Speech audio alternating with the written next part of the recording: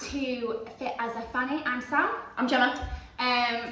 So today we thought we would discuss pregnancy and fitness and health around pregnancy. I'm 29 plus 3. Yeah, 29 plus 3. Yeah. So I'm 32, as you can tell, not so happy about it. Actually had like major freakouts from being about 25, probably younger than that. So like probably like 24, and then got to like maybe 25, 26 and really started to freak out that I was like getting older, and at the time wasn't really with anyone. And all I could think was, oh my god, I'm never gonna have kids, and I'm never gonna, and like actually really probably sent myself into quite a lot of like anxiety about it, really, like waking up in the middle of the night, panic attacks, stuff like that. Like quite a lot. And it actually took me till I was probably, I think I got to about 29. I was freaking about turning 30 anyway, and then once 30 hits, you're like, oh, I actually feel no different. Yeah. So never mind. That was a waste of energy and time. But got to about 29, and I'd made the conscious decision that if I wasn't with anybody by 30, that I would end up having children on my own. So I am currently with somebody, but I currently don't have children. But it is on the cards. But I got to the point where I was like, do you know what? Like, if I'm not with anybody by the time I'm 30, I am gonna do it on my own. And I made that decision, and I have kind of like stuck to that decision. In the sense of like, if I hadn't met anyone, then that's what I would do. I've looked down the route of IVF and all the rest of it, had consultations with clinics and all sorts, to kind of like really explore that option.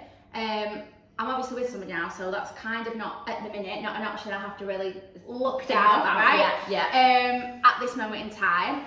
But once I'd made that decision, all of those panic attacks stopped. Because I had a plan. And I was in control of it. So I think a lot of the time, a lot of, especially when it comes to pregnancy and the societal pressure of like, you have to be married by this time and pregnant by this time, and you can't be this old to have kids and all the rest of it, and all the other things that come along with it. It's that kind of, oh, I don't feel in control of any of these decisions. So once I took control of that decision and thought, actually, I don't need anybody else for this to happen for me. You just need someone's swimmers, really. And believe it or not, you can kind of get them. That's fine. That's really quite easy to get that's hold the of. easy part, really. To be fair. So, like I'd kind of like gone through that whole journey in my own head. So when I hit 30, I actually hit 30 in the pandemic, in a lockdown. Oh yeah, you did. Oh god, yeah. So that meant that actually I wasn't working. I obviously couldn't work because all of my stuff is face-to-face. You know, I teach dance classes to kids and karate classes, and I've got pre and postnatal clients, my old days, mature movers. We love it. So all of my stuff is face-to-face. So other than moving some of it online onto Zoom, which was the bane of my life. Never ever want to do that again. Even when clients are like, oh well, can you do a Zoom session? So no, my Zoom's broken. My computer doesn't do Zoom. It is so difficult to motivate people via Zoom, and half of what we do is chatting, half of what we do is a therapy session. Do you know what? It's so funny that you said that. So I did like a little bit of a story yesterday. A client of mine had turned around and said, oh, it's really funny, like my friend of mine, I told my friend that I was doing like this PT session and stuff, and her friend had turned around and was like, well, why are you doing that? Because there's nothing on you. And I was like, oh, it's so funny that that's what people still think is the only reason. So I'd done like a little story and a little rant, really. And one of my other clients messaged me and was like, do you know what, like, it's a bit of a mood boost for me, as well as like trying to lose weight or whatever, but like it's a mood boost. I get to build muscle, I get to train hard. She was like, but it's also a therapy session. Like that hour 100%. Is her hour to offload everything. How whether it's been a good week, a bad week, it's somewhere in the middle, whether she's got something going on with her other children or, you know, like whatever it is, it's like their time to like offload. 100%. So it's like a therapy session, 100%. which is difficult to do over Zoom. Yes. Very much so. And I can't tell you how difficult that is. So no to... We said it last week though, didn't we? Like, we know more about our clients than half the time their best friends do. Yeah. And it's why I personally keep my one-to-one roster quite small, because I find it quite mentally draining. And then I've got online clients as well that I have more of a life coaching situation with as well. So there's a lot of this is happening and this is happening and this is happening, and to try and, you know, motivate other people and work through their own issues whilst you're also trying to live life is just, it can be quite exhausting, really. Yeah, definitely. Exhausting, very really. Exhausted. I can't remember how we got there. I don't know either. We digress. This is what happens. But the other thing I was going to say is, us as a family, you'll sort of learn, quite an OCD bunch.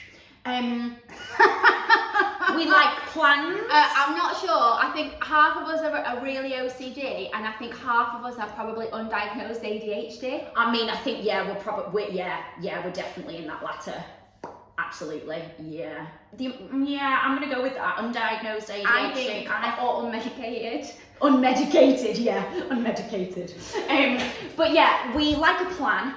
We like a structure, and we like to control things. So being out of control of like this idea was really, I didn't like it at all. Like, I'm very in control of everything else that happens in my life. Yes. I've made my business work in a way where I'm in control of what happens. Yeah. I haven't worked for anybody since working in car garages at 21. Oh wow. Right, Yeah. so I haven't actually worked for anyone. Realistically, I've obviously had like commissions, and I've worked within different establishments as a subcontractor. Yeah. But I've had full autonomy. Yeah, exactly. With everything. So to then have this feeling of, oh my God, like there has to be another human being for me to have a baby, and I'm not in control of whether somebody falls in love with me or not. Let's be honest, we're a challenging pair. I'm not in control of whether somebody falls in love with me or not. Yeah. So, and also like obviously me falling in love with the person that also loves me. Well, yeah, absolutely. But like to have a child. So when I regained that control and was very much like, no, actually, I can do this on my own. Like, I can still have children. It would be great if I had a partner and we had a child together, and I, wasn't necessarily going to be a single parent. Working the kind of job that I work, hours that you work. Yeah. Not so logistical when you've got a child, but I'd have made it work. Yeah. I'm very fortunate in the sense that I have a very supportive family. A very, very supportive family. So those things weren't like, oh shit, what am I gonna do? Yeah. Like, it was very much like, I can make this decision, I know I'll have the backing, I've got a very supportive family, and I've got a very, very supportive friend network. Yeah. Who are like family to me. Yeah, definitely. So when I regained that control, I was like, actually there's no more panic attacks, and this is great. But then the other flip side of that is because all of this when I turned 30 in the lockdown, I was then like, so I'm now not financially stable because I've not worked for nearly a year, 18 months, whatever it was in the end. And so I was like, I was going to try and have children at 30, I'm now going to have to put it on hold. Now that has actually worked out in my favour, because it's meant that I've been able to build my business back up, but I've now also met my partner. Yeah, exactly. So it does, and with you saying about that whole control element, it's really funny because I've been in a relationship for 6.5 years. We got married last September. I turned 30. It was a gorgeous wedding, by the way. I mean, it was quite good. If you haven't already noticed, we have lots of Disney. I walked down the aisle to Beauty and the Beast's Tale as Old as Time because I just love Disney. We love Disney. Disney runs through our veins. If I could, I would just live in glitter and Minnie Mouse ears, but it's not really acceptable at the age of 30. No. Maybe just behind closed doors. Yeah, that's a different story. So I turned 30 only last month, and I had the biggest, I am not old enough for this. I do not feel mature enough for this. Like when I was a kid and you look at 30-year-olds, you're like, oh my God, they've got it so together. And then you get to 30 and you're like, oh no. No. Everyone is just winging it. Everyone is blagging it and they're winging it, and it is a very much, what's that saying? I don't know. Fake it until you make it. Yeah, literally. So I have this massive, because the other thing is, guys, I'm 5 foot nothing. I am 5 Subway sandwiches tall. I wear boys size 2 trainers and girls age 13 tops. I am not tall enough. I am not large enough to be 30. I am the size of a child. But what she is failing to mention, and that you might have noticed, is she does have the voice to compensate for the height. Yeah, I don't like being ignored.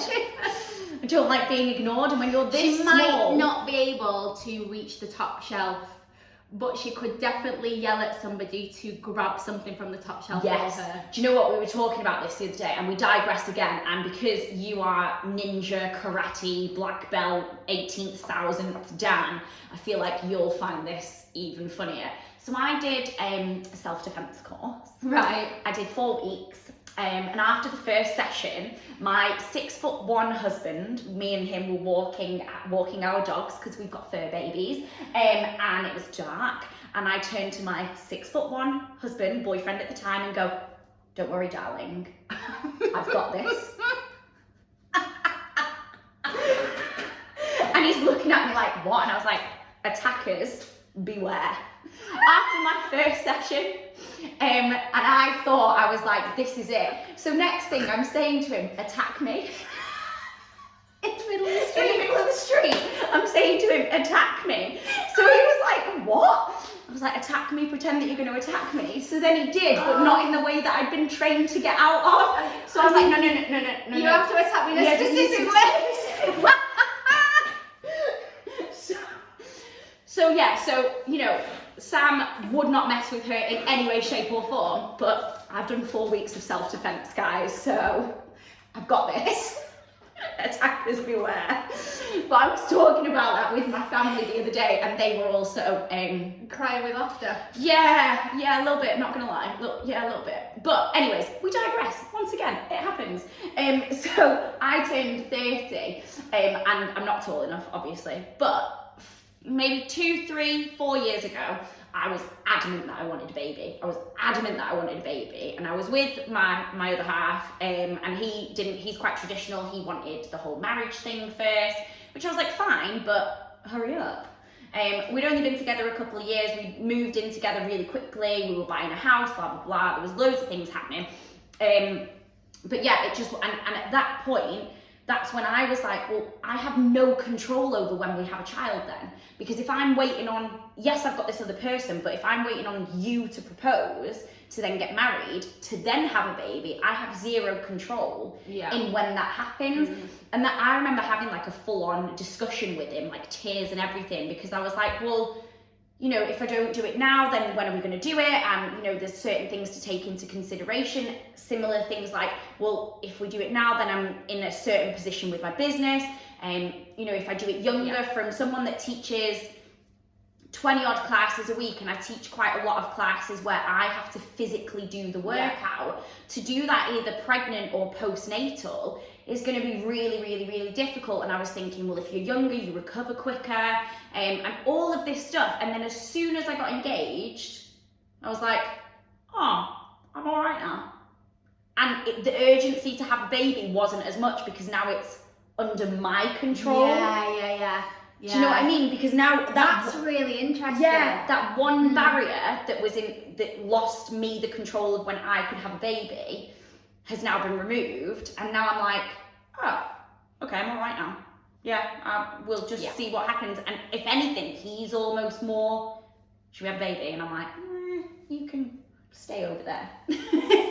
He's sort of not quite so in a rush anymore. Yeah, you can contain it. So it is really interesting. And then I'm aware, obviously, because, and I think you probably find this as well, or maybe you don't, but in our jobs, we know so much about the ins and outs of it. So we know how many babies are IVF babies. Yeah. We know how many miscarriages happen. So we almost try and, or I certainly do, I was worried about all of those stats and statistics about, well, you know, for some people it can take up to a year to fall pregnant, you know, naturally. Whereas for others it can happen overnight. You know, you might have a miscarriage, you might not. What happens if you get 18 months down the line and it's still not happened, and then you have to go for fertility testing? There's just so much unknown still out of there. Because even so, my buggy boot camps I've been running for probably 3 years now, and I would say when I first started them, maybe like 20-30% of babies and of mums were IVF babies, whereas now I'm going to say as much as 50-60% are IVF. You know, there's loads, and obviously I'm in a small demographic. We live in Warrington, and in Warrington, because the council decides where distribution of funds goes. In Warrington, you have quite a few tries of IVF on the NHS. Three. I don't know whether it's dropped back down to 2 now. Okay. I'm not entirely sure. But it definitely was, last time I checked it was 3. You got 3 rounds of IVF, whereas if you go to Manchester, for example, that's only 1. So it depends a lot on your area as to how many you get. So maybe that sways how many IVF babies you see. Also, so the whole point on IVF as well is you get, so for example in Warrington you get 3 goes if you are in, now I am pretty sure that the ruling has now changed, but I mean like has changed in the last 6 to 9 months has changed. If you are in a heterosexual relationship and you are struggling to have children, then you get 3 goes on the NHS. Yes. But if you are in a same-sex relationship, then no you don't. You have to pay for it. And if you are a single person trying to have a child but via IVF or sperm donation, then you have to pay for it. And this is where I go a little bit irate. One of my best friends and clients is in a same-sex relationship, and the NHS waitlist, so they could get it on the NHS. Same again, they live in Warrington, but it was going to be almost like a 2-year wait, and one of them is getting towards sort of the 35 age category. And so, if you don't already know, the older you get, the chances of being able to conceive, or the percentage of that, starts to drop. At the age of 35, you're classified as a geriatric mum, which is ridiculous. Which I think is utterly ridiculous. Utterly ridiculous, especially in this day and age when you've got, you know, a lot of my mums are like 38, 39, 40, 41, 42. And they've had great pregnancies, healthy babies. Absolutely. Like, absolutely no issues whatsoever. None whatsoever. But yeah, one of my closest friends and clients, she, her and her other half are trying to have a baby, and it was a 2-year wait for the NHS. So they had 3 rounds of IUI, which is almost like the first stage that you have to try, and if that doesn't work, then you have to progress. But they paid, and then they've paid for IVF, and now they're trying to go through the whole process of NHS, and they're almost trying to say that you're not allowed to do it because they've paid previously, which if they were a heterosexual couple, it wouldn't make a difference. It wouldn't make a difference, but also the wait list would be a lot shorter because there's both parts in the same place. With you, okay. Whereas in a homosexual couple, a lesbian couple, they have to find the missing piece. They have to find swimmers, which takes a lot longer. So the actual, and then you have to go through all the testing and all the hormone replacement and things like that, which you normally have to do anyway. But because you've only got one component of it there, it takes a lot. And I am livid. Like, I literally just think it's so backwards. It's so wrong. Yeah, there's such a failing in the system when it comes to single parents and, you know, homosexual couples. 100%. It is ridiculous. And I've got friends as well who are in a heterosexual relationship and they're trying to go through IVF, and it's a bloody brutal process. It really is. It's horrendous. But we'll go into IVF a little bit more in another sort of podcast about it all anyway. But I think for us for today, we're obviously going to talk a little bit more about actual pregnancy and fitness during pregnancy. And I think one of the things that I wish all of my clients knew, all of my pregnant clients, all of my, female clients in general, that miscarriage is really normal. Yeah, and it's really common. Really common. Extremely common. And this is where the stats differ, because obviously the only way to find out an actual miscarriage is if someone reports it as a miscarriage. But a lot of people either A, won't report it because they'll find out that they're pregnant 2 to 3 weeks, have a miscarriage and go, oh, okay. Or a lot of people, if you're a week late and then have a heavy bleed, that might actually have been a miscarriage, but no one knew about it. Yeah. So the stats are very, up and down. Some, you might Google it and the NHS might say it's, 1/3, and then you might you might have a look on PubMed, and some of the documents and some of the research there says, upwards of 60%. So it varies massively, but miscarriages, and every client that I've worked with where I've turned around and said after they've had a miscarriage, do you know that's really normal, and like 60% of pregnancies can end in miscarriage, they go, oh my God, I feel so much better.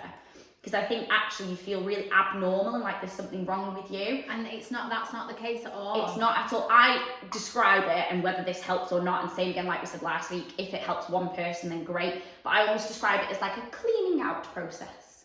So our bodies, women's bodies, will only make a baby if they can make a good one, for lack of better terms. So if something starts to go wrong where, the body detects that it's not the right environment, or the body detects that a chromosome is missing or whatever, the body is really good at going, okay, let's stop, let's go again.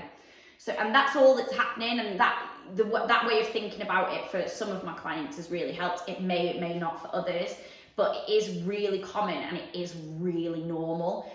So if you've had miscarriages, if you've suffered with miscarriages, don't feel like your body's failing you. Don't feel like there's something wrong with you. It's just a very normal part of pregnancy, unfortunately. And I think back in the day, before pregnancy tests were available, you had to wait until your second missed period, so you'd miss a period, and then you'd wait for your next one. You wouldn't actually know until you were pregnant, until you were nearly 12 weeks anyway. So if you had a period within that time, you just thought your period was late. Whereas now we detect that as a miscarriage. And for us, from a training purpose, and it sounds horrendous to say, but I was always taught that if you have a miscarriage at 8 weeks or less, it's just classified as an unsuccessful pregnancy. And not classed as a miscarriage. And not classed as a miscarriage. Yeah. And as a result, from a training point of view, we do nothing different. Yeah, but we also don't do anything different within the first trimester of pregnancy training. Oh God, anyway, exactly. And this is where it comes in, So your pregnancies are broken up into 3 trimesters, and for T1, if you are, and same again, this is where we may differ on views because there's new research that comes out, but T1, the idea is that if you are an exerciser, you just carry on doing whatever you've done with some changes. But then there's new research out there to show that if you are a non-exerciser who's not had miscarriages before, you are actually safe to start a training program. Yep. But very low impact. By that we mean like, swimming, walking, or a higher paced walk, body weight exercises. Yeah, you're not going to be walking into the gym and like pressing 200 kilograms. Do you know what I mean? Like Yeah, exactly. But yeah, in T1, we would train. If you are an exerciser, you can keep doing what you've always done, but that's where we would then start to incorporate more postural, pelvic floor and postural work. So it's not that the exercises that you are doing you shouldn't be doing from before you were pregnant. There are just things that you want to add in now to start getting your foundations in a much better position for the rest of your pregnancy. So for trimester 2, trimester 3, and then what we class as trimester 4, which is postnatally. So you want to be making sure that we are looking at posture. So there's a lovely little hormone that is released, and it's only released when you're pregnant, called relaxin. And basically it does what it says on the tin. It starts to relax all of the ligaments around the joints. Now, it's more beneficial for the hips. Obviously, for obvious reasons. and the pelvic area, so that, you know, you can push basically a watermelon. What? Yeah. Out essentially. Really nice mental image there. Yeah. But although it's a really clever little hormone, it's not clever enough to only go to that area. Okay. So it affects all of the ligaments and tendons around all of your joints. So because of that, what then starts to happen is as your body starts to change with the pregnancy, and the extra weight and your center of gravity changes, then your posture will start to alter. So what we want to do is, from trimester 1, is start to implement postural exercises and things like shoulder exercises, so that we aren't hunching over and we've got like a kyphotic posture, because your boobs are going to start to grow. So that extra weight, so a lovely little another fun fact, there is no muscle that holds your boobs up. No muscle at all, it's just your skin. So the reason as we get older, boobs sag, is because the lack of collagen in the skin no longer holds them up anymore. And so that's why, so when you then end up becoming pregnant, your boobs start to grow, because we're obviously preparing milk for when the baby's born. That extra weight can then do this to the shoulders and start to hunch it over. And what we want to do is strengthen the shoulders so that that doesn't happen, because otherwise you're going to end up with neck and back pain, right? Yeah. So from trimester 1, you can do all the things that you normally would do, but you're going to want to start to implement things like postural exercises, specific shoulder exercises to help with this, pelvic tilts, to help with anterior or posterior pelvic tilt issues that you may have. You can start to get pelvic girdle pain. Yeah, 100%. So we want to be making sure that everything is, that we're strengthening the areas to help eliminate and alleviate some of that pain and some of those problems, but also for your postnatal recovery as well. So it's like, you have to think of it as like a really long process. So it's not just 9 months. No. Actually, we're going way beyond that. We're looking at like 22, 23 months really as a whole process, realistically, where we start and we build the foundations so that we can then start to rehab afterwards. And it's in terms of like, if you're looking at it from like sports rehab, we're prehabbing, then you have your operation or you give birth, right? If you have a C-section, you are technically having an operation. So you have a C-section or you have vaginal birth. Either way, it's a trauma on the body. And once you've given birth, there is an open wound that is still left inside, which needs to heal. That's why you shouldn't be doing anything for 6 to 12 weeks, depending on what kind of birth you've had. But from that point then is when we rehab. So this is what we class as like a prehab. And then we've got your rehab at the other side. It is. It's 100%, because, and I think that's one of the most important things is, yes, we're trying to alleviate a lot of the symptoms and a lot of the pressures that happen during pregnancy. But I think half of the time they've just become, well, it's normal, it's pregnancy. Whereas actually, it does, lower back pain doesn't necessarily, you know, getting sciatica doesn't necessarily have to be, well, it's a normal thing because it's pregnancy. It's common, not normal. Yeah, and that's the difference. There's so many things that you can do to help alleviate that. And then it's making sure that as soon as, you know, baby has arrived, that you are in a much better position to then get back into the things that you do want to do, and you're in a much stronger position so that you're not starting from scratch necessarily. You've got those foundations, like you said, those foundations to build upon, and it's that upper body work to make sure that the weight of boobs doesn't make you rounded out, which then, you know, inhibits everything else that you can do. And then if you're doing a squat with a rounded position, you're putting a hell of a lot more pressure on yourselves. It's about getting that pelvis to tuck under, so that most babies most people end up with an anterior pelvic tilt rather than a posterior pelvic tilt, which is where you stick your bum out, essentially. Duck bum, which compresses your lower spine, which actually here's my boobs and your ass is coming. Well, I like that. Do you know what though? Side note, actually, we digress. More and more, so we're in our late 29s at the moment, but 29 plus 3. 29 and a bit. A lot of women now who were teenagers like 5-10 years ago or whatever are now actually coming out with so much lower back pain, because of them sticking the bums out all the time. Oh really? Yeah. For photos? Yes, for photos and just general. So a lot of obviously there's still a big craze of having big bums now, but 5 years ago when it was really prevalent and everything was a booty picture on Instagram, you're seeing a lot more women now who are coming out of their early 20s, late teens, and having such bad lower back pain because they've got an anterior pelvic tilt. Exactly, which is what happens in pregnancy. Yeah. And you see it a lot worse in multiple births, so twins, triplets, because the weight of the baby is a lot heavier. So it pulls the pelvis forwards, compressing the lower spine. And in second or third or fourth or whatever children, births, if you haven't done the work beforehand. So I know a lot of mums have come to me and they're like, my first baby was dead easy, I didn't get any pain, didn't get any of this, didn't get any of that. And it's like, well, actually, did you fix the problem after the first one? Did you do any pelvic tilts? Did you do any of that jawing? Did you do any upper body strength work? Did you do a postnatal program? Yeah, no, I didn't. Well, that's why then it's all compounded now. It's just been made even worse.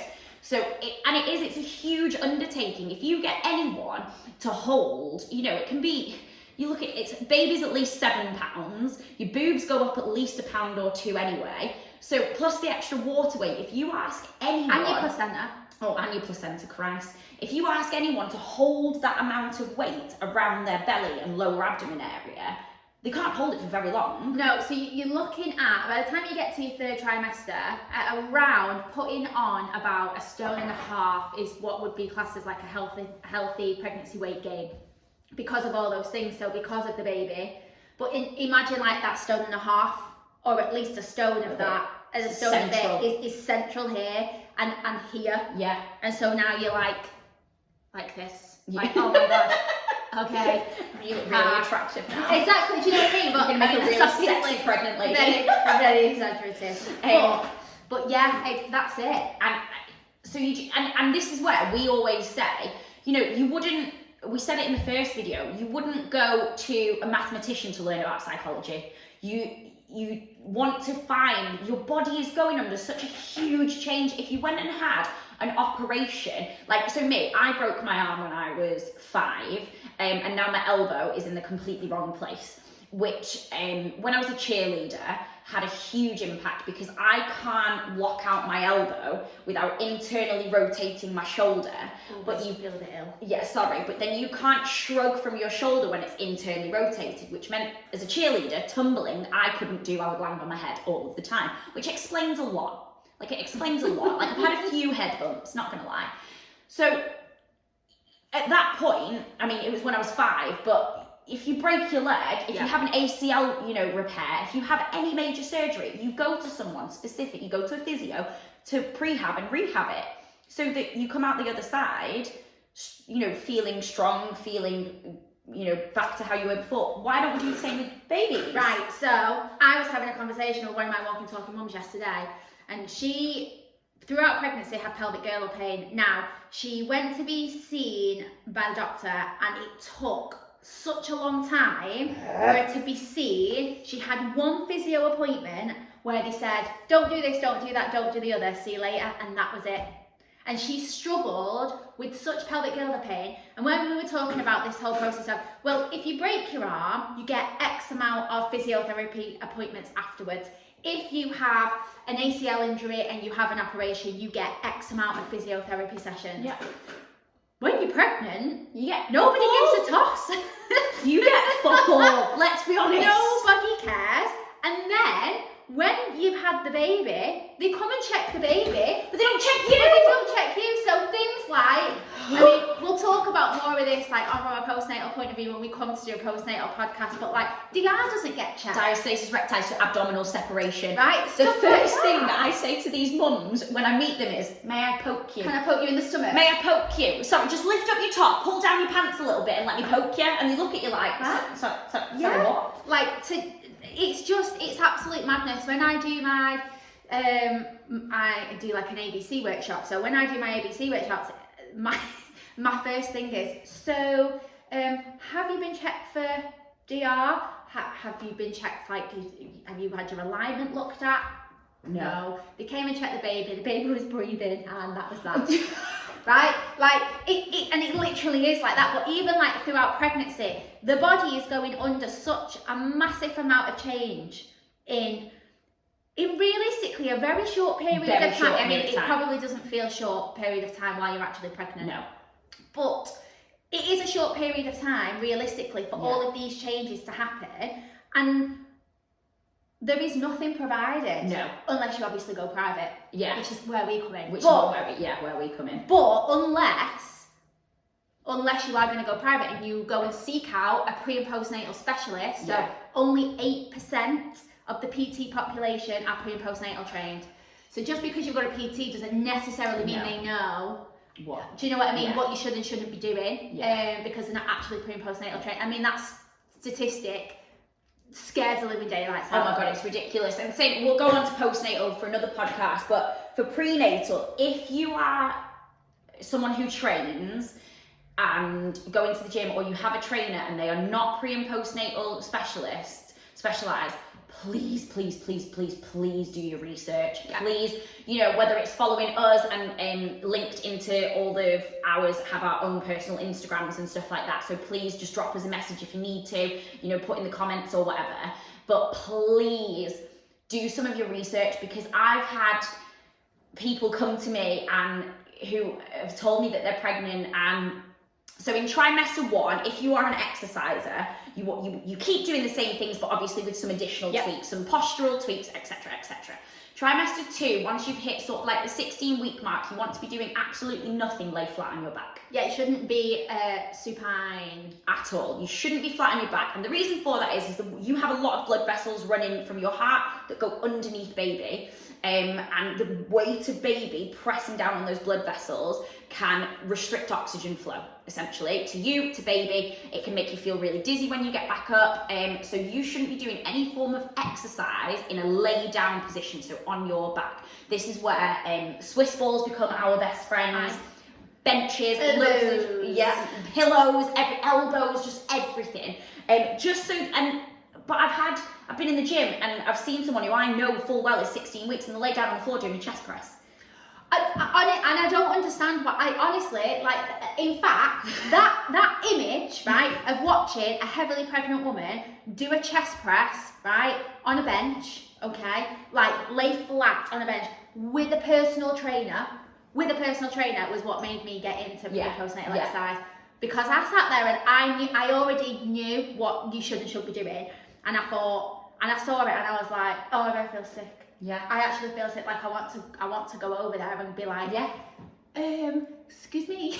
Excuse me. I don't think that's a great idea. Yeah. But honestly, like that, because you are right, from trimester 2, doing anything where you are lay supine, so lay flat on your back for long periods of time, like doing 12 to 15 chest presses, lay in that position, massive no. Yeah. Huge no. Exactly. You're just restricting oxygen flow to you, oxygen flow to baby. And the other one online with that is HIIT training.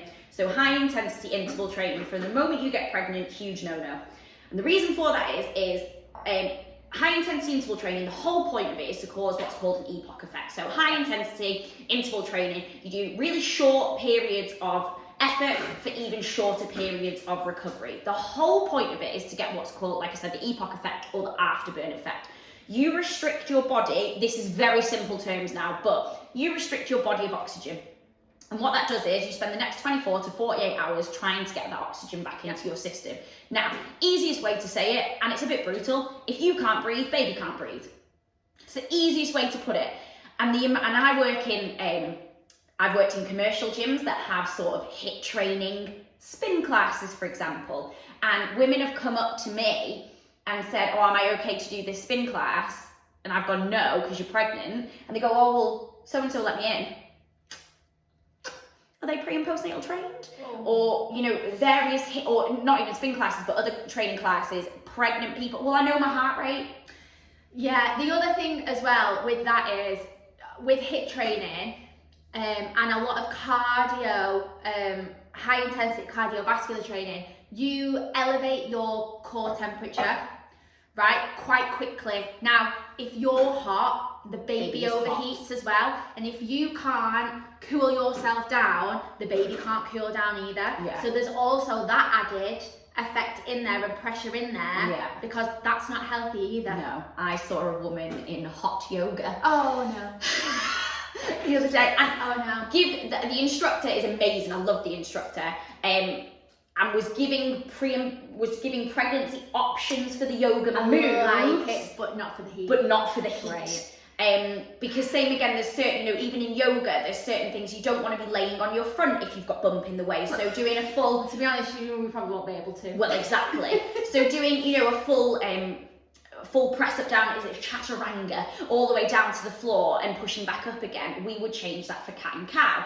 There's doing where you want to do an open twist rather than a closed twist. Yeah, there are modifications. There's loads of modifications, and most classes that you go to, if they are trained in that class specifically, so yoga instructors, a lot of Les Mills classes will have pregnancy options, which is really great, which is amazing. So the instructor can turn around and say, if someone comes into class and says, I'm pregnant, you can say, right, okay, here's your options. So that's absolutely perfect. And even, do you know what, and Les Mills is one of the best ones for this as well, because they will even say, like, body combat isn't recommended. Yeah.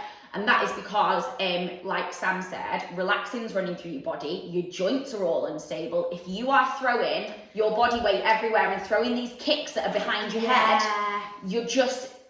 100%. You're fake lengthening those muscles, and the likelihood... Imagine when you overstretch, like if you bobble. When you overstretch when you overstretch these bad boys, and then they don't come back, that's essentially what you're doing with your ligaments. Yeah, it is 100%. So if you overstretch because of a fake overstretching, because of relaxing, they struggle to come back. So there's loads of things that normal trainers, and especially these teenagers fresh out of PT school, wouldn't necessarily know. And you are trusting them with your body, your training, your fitness, but also your babies as well. Yeah. So there's a lot, and to be fair, most of the risks of training are has that stopped it? I've been giggling. Sorry, my dad just tried to ring me. That's just not okay. Let me just save that. Oh no, I don't want to go back. Let me pause, let me stop. You might as well keep this going. It's alright, it's fine. Just, you'll have to bear with us. We'll just bear with. Pregnancy part 1. I mean, I'm gonna kill him. Uncle Paul, you're dead. Oh dear me. It's alright, we'll let him off. We will. We'll let him off. To be fair, we will let him off because he's quite a tough cookie, really. Yes. He is. I was going to say this last week, actually. I mean, it won't be on the podcast, but you guys can listen to it. I remember when we were kids and we went on a bike ride and he took us up this stupid hill. And I remember going, remember, I'm 5'0" at the age of 30. So at the age of like 9, I was not a very large child. And I had to go up this bloody hill. And I remember getting halfway up, stopping, crying my eyes out because I couldn't do it. And he just went, well, we're going without you. Oh, sympathy is not No, strong. I was like, thanks. Crying my way up on this bloody bike. I don't even think it was my bike. I can record. Right, we're good. And we're back. We're back. So sorry about that because Sam's dad, my uncle, decided to call us. So he's a dead man. But yeah, so there's a lot of things during pregnancy that will impact mum more so than it will impact baby. The HIIT training, overheating, blah, blah, blah, blah, blah. There's a fair few things, putting too much pressure on them. There's a lot of things there that are detrimental to baby. But exercise during pregnancy is not deadly, shall we say. Yeah, no, it's not hard. In fact, it's really beneficial to exercise during your pregnancy in a safe and effective way, right? Is extremely, extremely good for you. Yeah. For many reasons. We've already spoke about kind of prehabbing for post-birth, but for being able to get through labour. Yeah. So to build on your muscle tone, to strengthen your body, to put your body through some elements of cardio fitness to help you get through labour. Like labour is a little bit like a marathon. Only longer in most cases. Longer in most cases. So exercising during pregnancy, highly recommended.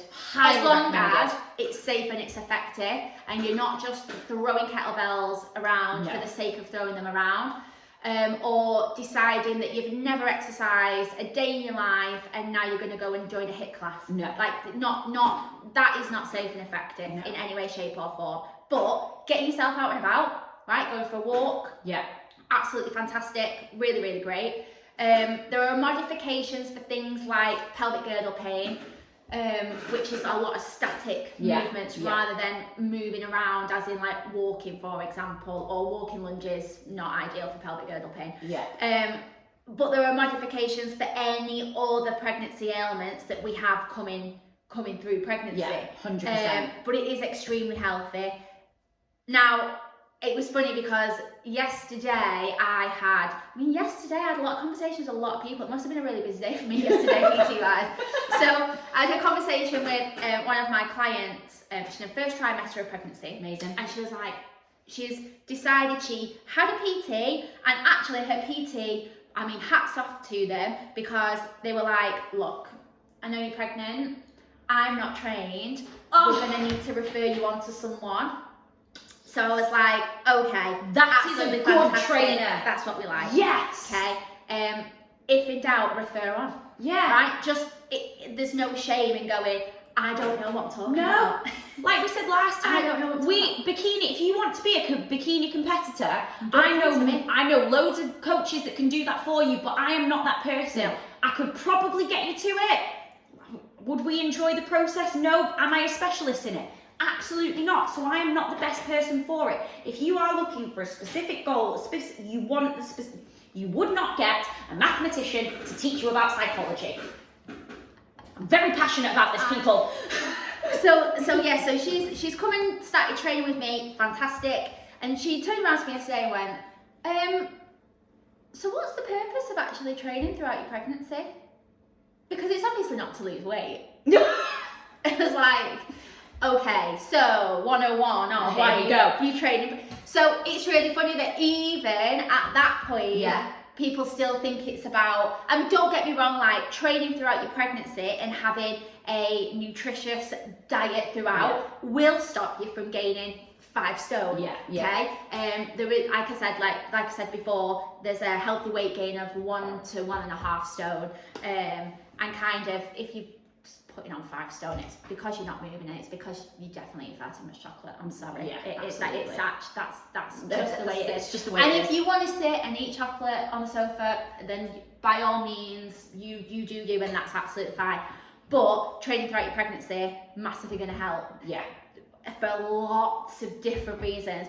Mental health, mood boost. If you wake up and you're fatigued and you're tired and you're just feeling really lethargic, or you're having really bad morning sickness, you go out for a little bit of a walk, get a bit of fresh air, a bit of vitamin D, it's going to make you feel 10 times better. 100%. You're going to release all of those endorphins, going to counteract some of all of the other things that are happening.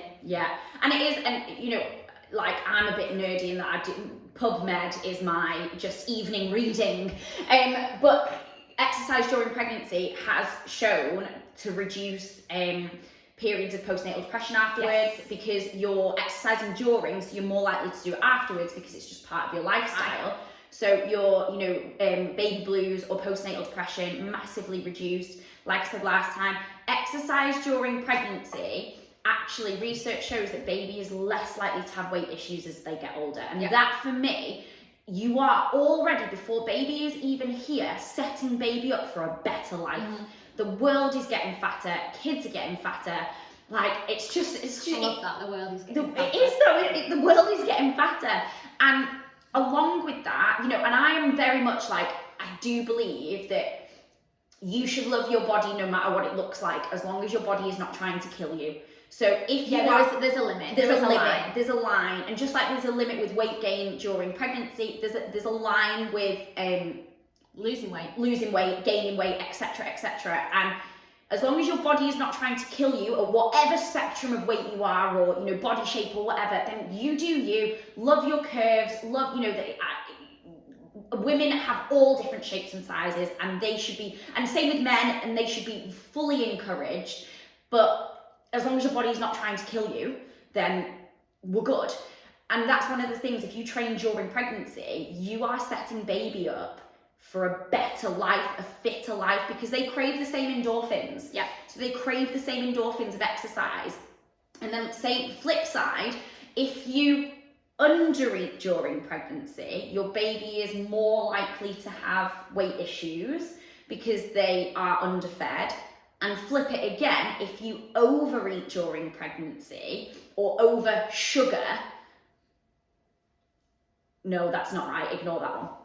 Ignore that. I was going to say, if you overeat, I think I've read a couple of different ones, and one is if you overeat during pregnancy or have too much sugar, one of two things. Baby can either come out with, craving that same amount of sugar, so they're more likely to get diabetes when they get older. I mean, to be honest, that would make a lot of sense. So, if somebody drinks, if somebody drinks throughout the whole of the pregnancy, alcohol is what I'm referring to there, then some babies come out with alcohol fetal syndrome, and they are, and the same as if you're taking drugs while you are pregnant, the baby comes out addicted already. So what you do to your body in that pregnancy period affects your baby from not from the moment it's born, from the moment that it's conceived.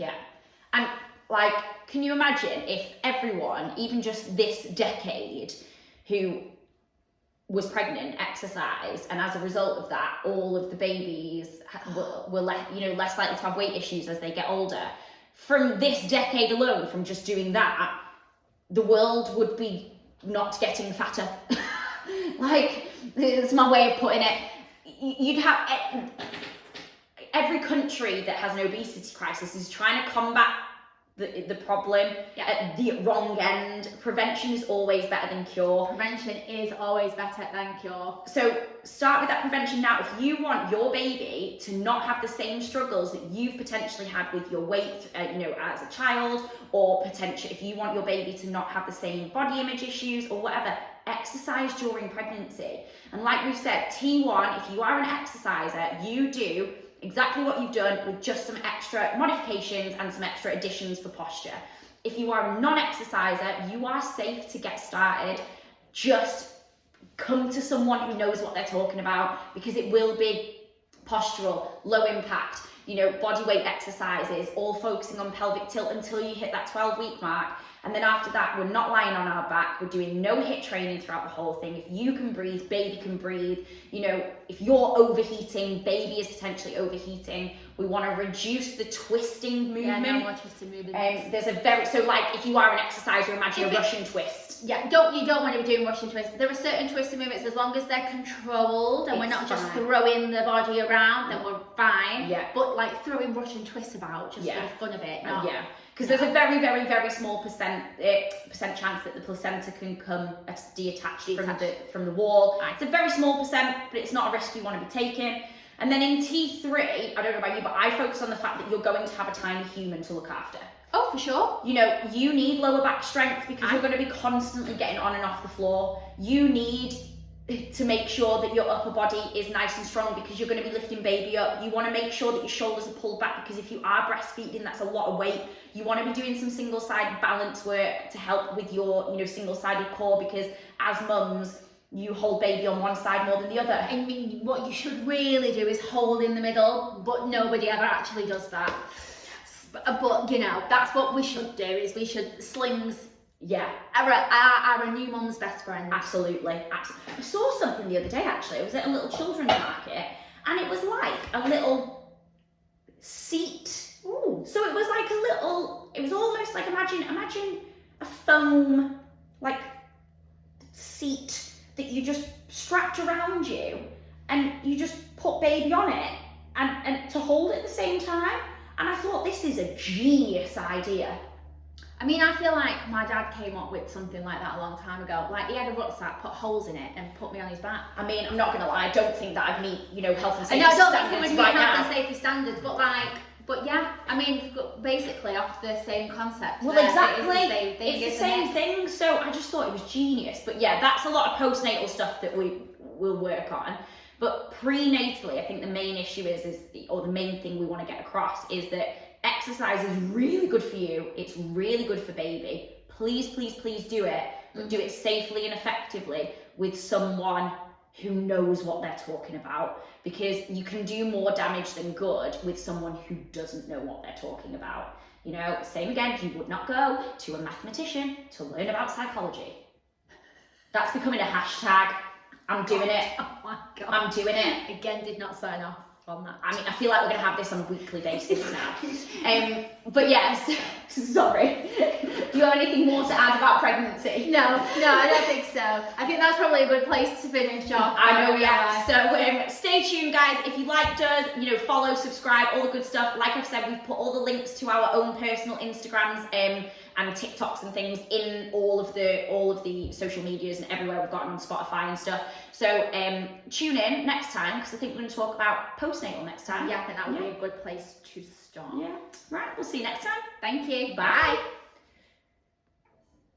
Nailed it. Oh, stop. Oh my God, I thought I'd like just cancelled the whole thing. I was going to stab you then. Oh, I'm